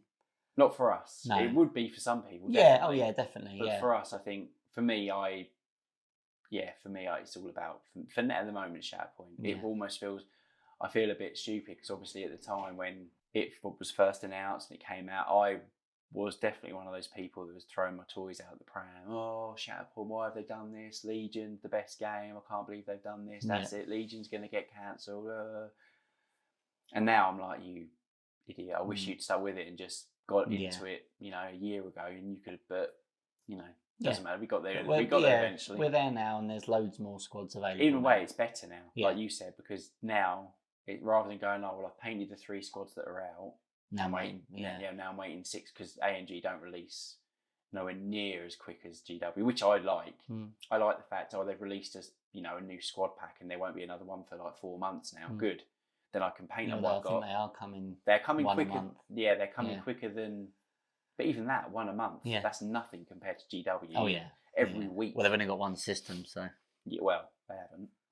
Crisis Protocol. For Shatterpoint. Oh, for Shatterpoint. Sorry, I thought you meant one system. Yeah.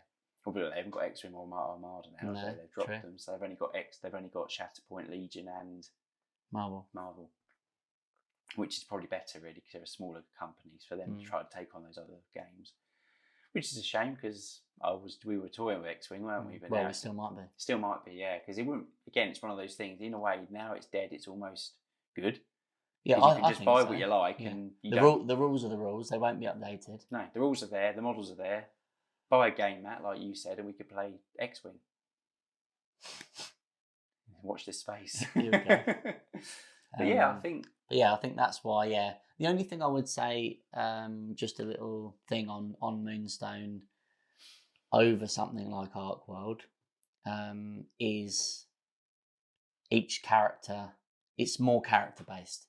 Yes. Every model is a character, is a hero essentially, whereas Arkworld it kind of strides that gap. I'd say Arkworld is a cross between Moonstone and a war game. Yeah. It's still skirmish level, but you don't have character names. They're just halflings or halfling sheriff, halfling town guard. Yeah. I know what you mean, because that's what I mean. It is a slightly bigger scale than Moonstone. Yeah. That's why I say it's a bit more models. It's a bit more. Whereas, without sounding like I'm putting Arkworld down, because I'm not.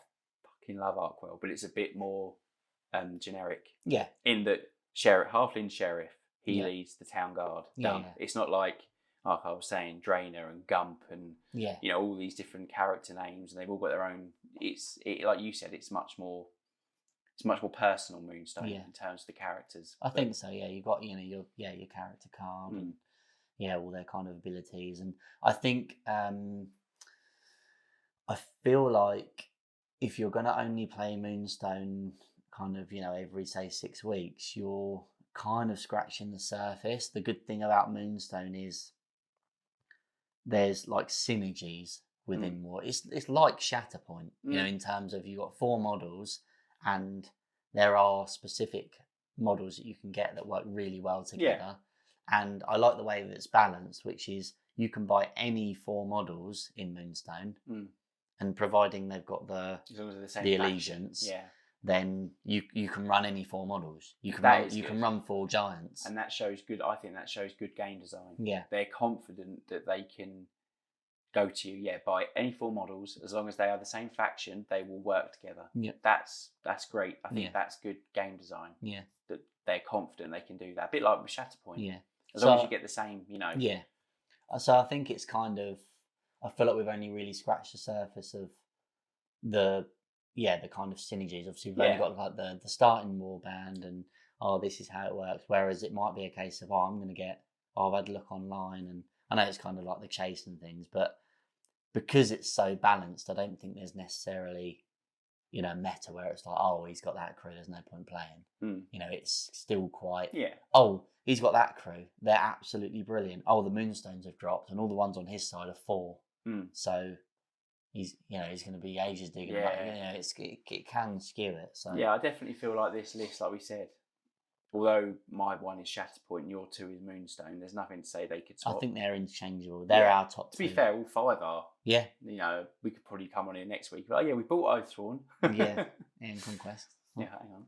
But I think that kind of sums up our top 5. One honourable mention for me would be Final Girl. Van Rider Games were there. I picked up another Final Girl box for my daughter. She likes it, so I picked her up a game, a film. And I picked up one of the storage boxes that you slide all the boxes. It's just me saying about being a tar. Yeah. You put all the boxes in plus the game mats in. It looks lovely. So I bought the Series 1 box. Got home. Oh shit! I should have bought the Series 2 box. So my Series 2 game. So I went online and bought that. So now I've got both Series storage boxes. It looks sexual. So that was just an honourable mention for me. It was Van Rider Games and Final Girl. I can't think there's anything other games we saw there really that you want to. I don't think so. Saw Mark from Great Escape Games with their Band's Hand. That's a game that we kind of, that's always on the. That's a good one. On the edge of the solar system, just Wild West. We played it before. It plays really. That's quite cool. There's some cards and dice, and I think we'll probably pick that up maybe when we've got a board. That's when you get your Sprudio done. Yeah. That's going to be when you get them dirty gaming boards, we're really in trouble then. Oh yeah. And then I think that's kind of it for games. We were looking at maybe having a demo of the Alien game, which you played before, but I've not played. And there was a queue to play it, so it was not queue. There was a few people waiting around to play, so it was like, don't really. Fallout. Yes, that's another one we wanted to play, but again, really busy with the success of the TV show. Yeah. Trying to get a look in to play the game was a bit like, no, we'd just go. I think that's when we went and played Conquest. We were like, look at. No. Oh, what's this? And then we ended up playing Conquest, which was a good thing we did. Yeah, that was good. That. But I think that's kind of our top 5 games. Obviously, write in the comments how wrong we are. Yeah. But it's always the way. Right. So time for listeners' questions. You're still getting those stupid. Still getting them in there, even though we haven't done any Paint Grey eBay for a while. Yeah. All right. Okay. Fair enough. Right, so we've got 3 questions this week. Our first one's from Yavin Prince. I hope I'm saying that right. Prince is in printer, not 3D prints. Yeah, 3D prints, not like a prince of like Africa or something. Prince of Egypt. Prince of Egypt, hang on. Right, what was the most unique thing you were surprised by? I'm assuming he means at the expo? Yeah. Unique thing. Difficult one, that. That is a difficult question. Good question. Just trying to think of the most unique thing. Maybe Oathsworn? Yeah, I was thinking maybe Oathsworn. How? Because it's quite an interesting game concept, and I think I hadn't heard of it. I know you'd heard of it, but I hadn't heard of it before. Yeah. One of the unique things for me that surprised me was the price of my Mace Windu Shatterpoint squad. Yeah, that's true. Yeah. That was unique, and it surprised me. £27 for a Shatterpoint squad. Bearing in mind they're about £40-45 normally. I'm trying to think. That was a unique surprise. That was a unique surprise. I'm trying to think what was there. The thing is, it's such a big show. I'm trying to think what was there that was unique that actually really surprised me. I'll tell you what was unique that surprised me. Oh, here we go. So, I'd seen some really good scenery. Oh yeah, this. And because we got into Moonstone, it was kind of like fantasy. It was really good casted scenery, and they were selling it. We thought they were selling it. Giving away the punchline of it. Yeah, painted and unpainted. So we went to where they said they were in the hall, and they weren't there. So then we went to the customer services thing. Oh no, they've changed they've changed from the floor plan. So we go around the whole thing. Get there. Oh yeah, these are the buildings I was looking at. Yeah, this is definitely the one. Yeah, you selling anything? No, not selling anything at the show. So they were unique, and I was surprised they weren't selling them. I've got one thing that was unique and that surprised me. Miniwargaming Dave, standing in an 8-foot tall set of Space Marine armour, screaming at the top of his voice. Yeah, blood for the blood god, because he is unique. He's unique, and it did surprise me. So he started shouting "blood for the blood god" at the top of his voice. Fine. Sorry, Gavin. I don't think that was a great answer, but it's the best I've got. So, Mark's at it again. Above average minis. Hello, Mark. He's got a good one. Hidden gem of UK GE. Anything you found that you've never heard of and loved?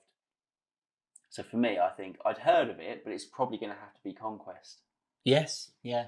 Because I hadn't. I'd heard of it, but not as much as you'd heard of it. Well, I didn't know much about it. I knew it was a war game, Conquest. I knew it was a war game. I didn't really know anything about it. I'd heard a few people say this. There was one guy. Do you remember at the store after we'd had our demo? Yeah. One random visitor come up to us and obviously saw us looking at the models, and he was like, "Oh, you've got to try this game." He's like, "It's absolutely great. I love it. I play it all the time. It's brilliant." We're like, "We've just had a demo." He's like, "What do you think?" "Yeah, brilliant." "Yeah, I love it." So it's kind of it's got a good community. It's got a good following. It was quite busy for the whole time. Quite a small stand, but it was always busy. But for me, that was probably my hidden gem of the Games Expo. Well, that was the only game. Oathsworn we didn't go to demo, but that was the main game that we went with no intention to demo. Didn't even know it was there. No. And then we walked past. Parabellum Games. What's this? Oh, and then absolutely, absolutely, definitely a hidden gem. Really fun as well. You know, if you are looking for a war game that's kind of a little bit less complicated than Age of Sigmar, same kind of models, a little bit more bigger scale, I think. Yeah, slightly bigger scale. What would you say in terms of like the style? It's almost like God of War. Yeah, that is my only sticking point. It's a very distinct, unique style that if you don't like it, it's very high fantasy. It's kind of like ancient history. Yeah, it's like there were dwarves, but there's like Norse, mythical Norse. There's the undead Roman kind of legion. You got the dinosaurs, orcs riding dinosaurs, obviously, but it's a very unique setting which you'll either not love or hate, but you will either really like or it. Like I said, there's a few armies. I love the orcs and dinosaurs. I love the dwarfs. Quite like the Norse that you play. Yeah. The undead Romans don't really do much for me. There was a couple of other ones that don't really do it that much for me. But it's a very kind of it's one of those ones I'd say if you're interested for mechanically a really good war game. But it's whether or not you aesthetically like the look of it. You maybe look into it. But for me, that was definitely the hidden gem of the expo. Yeah, same. Thanks, Mark. And the last one, mini painting by Jack. He's put, who was the most interesting person you bumped into? Well, we've already kind of gone over, haven't we? Got to be Siege. But I think Jack was there, actually. We saw him at Salute, didn't we? Yes, we saw him at Salute. And he was when we were playing our Star Wars Unlimited. Oh, yeah. You went, there's Jack. Yeah. We walked past. But we couldn't get out. We were sitting down having a demo. So we did see you, Jack. We didn't bump into you. So we can't answer that it was you on this one. But, it's got to be. Yeah, obviously, we saw Chloe as well. Yeah, we saw Chloe. Obviously bumped into. Not that she's not interesting. Sorry, Chloe, if you're listening. Yeah, not that you're not interesting, but obviously, I've never seen Darren get. We know you too well. Yeah. I've never seen Darren get so starstruck. No, that was that was good to see them. Obviously, we saw them the next day as well, but following them. But we because we listened to their podcast and I think you kind of put it well, which is from a miniature painting point of view. Yes, they're up there. They're up there. Yeah, I think that's maybe why it's a case of these guys know what they're doing. They know what they're talking about. This guy runs a commissioned studio that paints absolutely shit hot models constantly. They've got a podcast. They know what they're talking. It's kind of that was a good good person to meet. Definitely. Yeah. So There's the thanks for the questions. That's listeners' questions. Yes. I think that's listeners' questions. Thanks for the questions. Yeah. So yeah. Yeah. Some Thanks more for next time. thanks for tuning in. That's it for another episode. Yeah. Keep up to date with everything on Instagram and YouTube. Yeah, the usuals, and it won't be long now until you'll be seeing us in a sexy new. Well, I say not long, probably a couple of months or so. Probably be a little while. It's getting closer. Yeah, it's getting closer. Say it's not been a couple of months. We do one every 2 weeks. It's only like what 1, 2, like 3 or 4 more. Get on that, Darren. Come on. Might do a little video of me me setting up the Sprue. That would be cool. Little time lapse. Yeah, I'll watch it. But yeah. Thanks for listening, thanks, guys. And see you next time. See you next time. Bye.